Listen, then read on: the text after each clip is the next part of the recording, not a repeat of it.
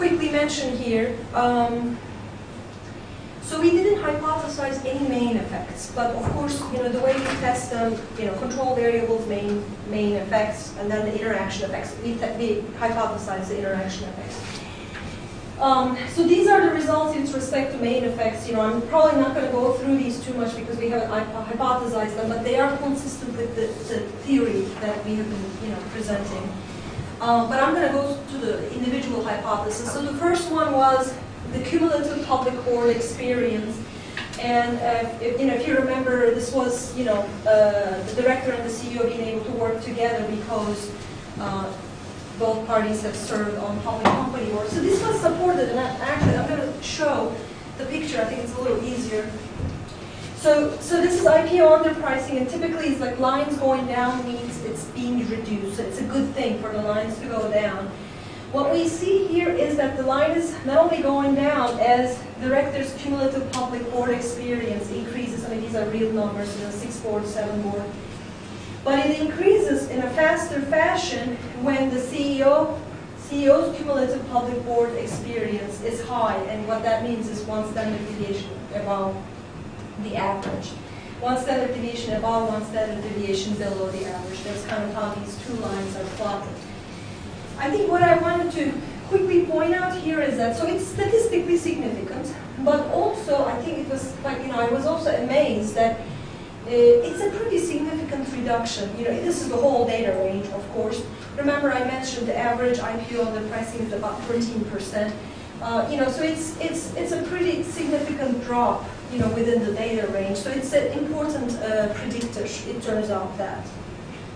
If you could add one more dimension, say size of the company, like turnover, to this chart, a third dimension, how would it look like?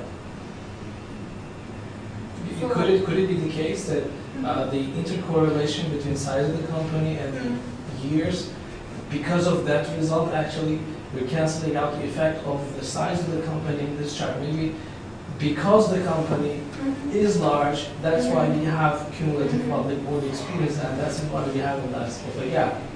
It's possible. I think I can't say, without testing it, I don't know if I could say it would or it wouldn't. It's possible. It's possible. I think that would be something. And I think firm size is not, we should have control for that. I think it's not in the control variables, because that question came up before. We have the firm age. They correlate, but it's not the same thing. So that's a good question. That's a good question. But I think it's, then the question would be, what's driving the result, right?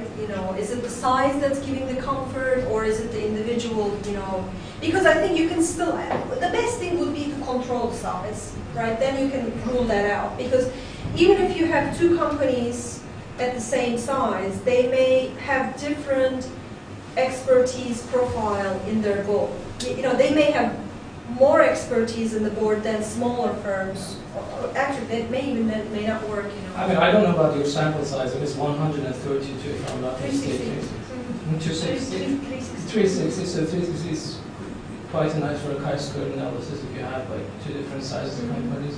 Yeah, we can look at it. Look at them. Maybe the difference could be significant, and that would probably a little bit lessen the effect of dramatic results.